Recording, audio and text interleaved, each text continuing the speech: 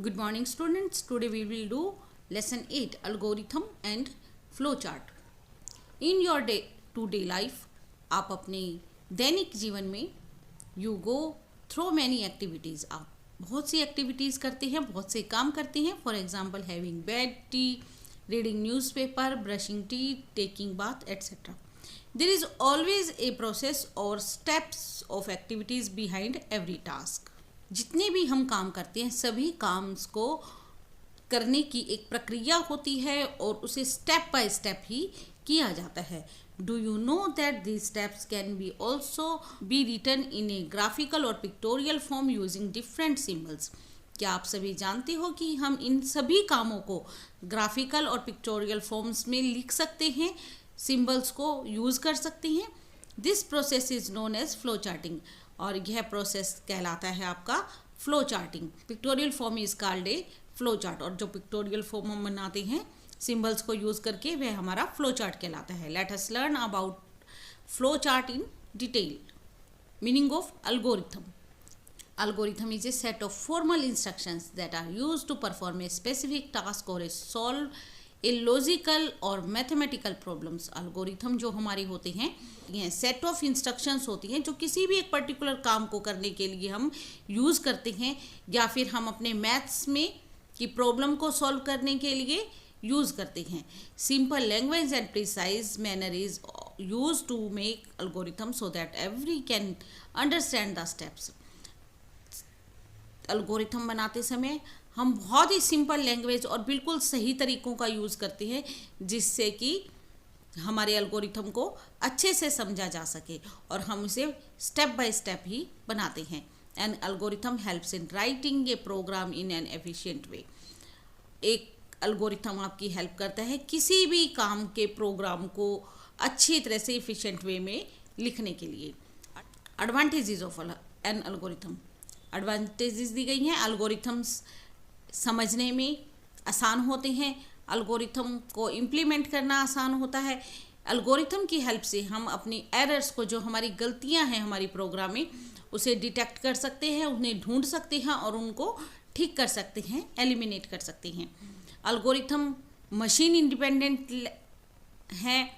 Algorithm को easily हम flow chart में कन्वर्ट कर सकते हैं और डेली लाइफ के हम सभी काम्स को उनका एल्गोरिथम बना लिख सकते हैं और उनको उसी प्रॉपर चैनल से उसी स्टेप बाय स्टेप से अपना काम कर सकते हैं. Rules for writing an algorithm.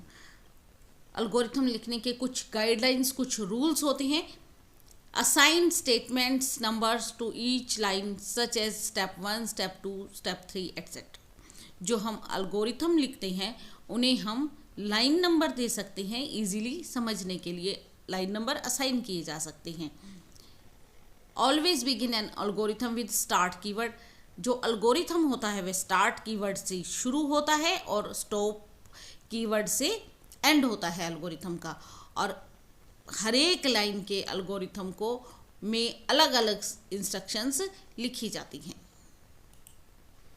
यहाँ कुछ एग्जांपल्स दिए गए हैं एल्गोरिथम के. सबसे पहला एल्गोरिथम दिया गया है कि स्कूल के लिए एक स्टूडेंट जब रेडी होता है तो वह क्या क्या काम करता है. स्टेप 1 में स्टार्ट, आपको पहले भी बताया था कि स्टार्ट से शुरू होता है और स्टॉप पर हमारा एल्गोरिथम ख़त्म होता है. सबसे पहले wake up, brush your teeth, do some exercise, take bath, wear school uniform, take your breakfast, take your school bag, catch the bus, school van. यह हमारा एल्गोरिथम था कि स्टूडेंट ने स्टेप बाय स्टेप क्या काम किए स्कूल जाने के लिए. सेकेंड एग्जाम्पल में ये दिया गया है कि एक टेलीफोन नंबर डायल करना है तो उसका एल्गोरिथम कैसे बनाया है. सबसे पहले डायरी ओपन की गई, चेक किया गया नंबर जो डायल करना है, उसके बाद रिसीवर हैंड में होल्ड किया गया और डायल किया गया फ़ोन नंबर. स्टेप 4 में बातचीत करनी शुरू की और उसके बाद जब हमारी कन्वर्सेशन यानी कि बातचीत ख़त्म हो गई तो रिसीवर को रख दिया और disconnect the phone. Third example दिया गया है आपको 2 नंबर अगर हमने ऐड करनी है तो स्टार्ट से हमारा प्रोग्राम स्टार्ट हुआ है स्टेप 1 में. उसके बाद हमने 2 नंबर लिए हैं, नंबर 1, नंबर 2 ऐड किया है हमने उन नंबर्स को और उनका सम किया है और हमारा जो अल्गोरिथम है स्टॉप कर दिया। अल्गोरिथम हमारा सेट ऑफ इंस्ट्रक्शंस होती हैं जो हमें स्टेप बाय स्टेप करनी होती हैं, और ये हमारे रूल्स होते हैं किसी भी काम को करने के। उसके बाद है हमारा meaning of flow chart.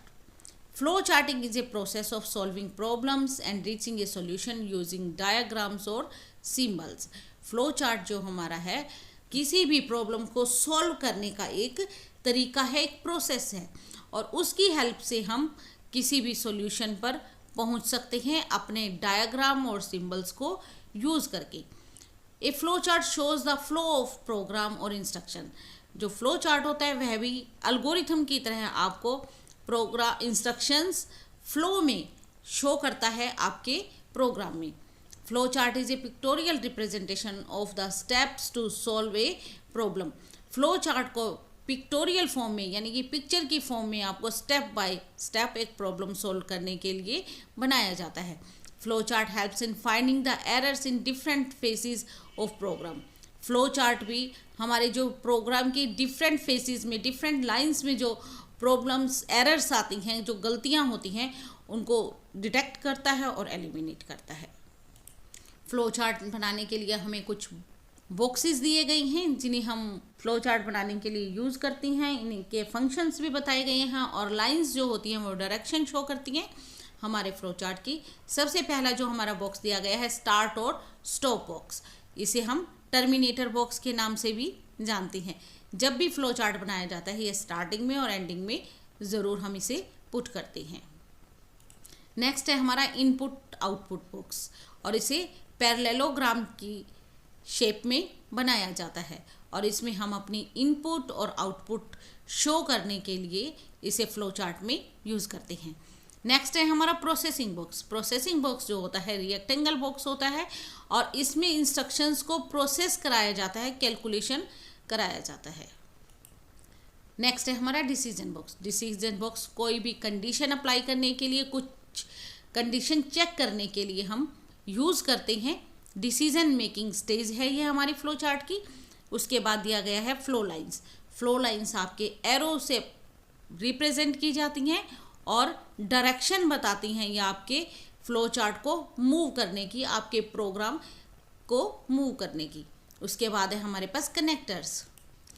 Connectors को रिप्रेजेंट किया जाता है सर्कल से, और ज्वाइन किए जाते हैं इनके पार्ट्स दूसरे पार्ट से, यानी कि जो भी हमारे इनपुट आउटपुट डिसीजन बॉक्स हैं और प्रोसेसिंग बॉक्स हैं, स्टार्टिंग एंडिंग बॉक्स हैं, उनके साथ कनेक्टर लगाए जाते हैं जिस तरफ हमारे प्रोग्राम का फ्लो होता है। नेक्स्ट पेज में हमें एग्जांपल दिए गए हैं फ्लो चार्ट के। सबसे पहले हमारा एग्जांपल है process of making tea. T बनाने के लिए स्टार्ट हुआ, पैन लिया, उसके बाद गैस पर पैन रखा और स्विच ऑन किया, उसमें मिल्क बॉईल किया और ऐड शुगर एंड टी, और बॉइलिंग के बाद हमने क्या किया, उस पैन को उतारा और अपने कप में उसे शिव कर लिया, छान लिया और सर्व कर दिया। उसके बाद हमारी चाय तैयार है और हमारा फ्लो चार्ट भी पूरा हो चुका है। एक और एग्जांपल दिया है, डिफरेंस निकाला गया है।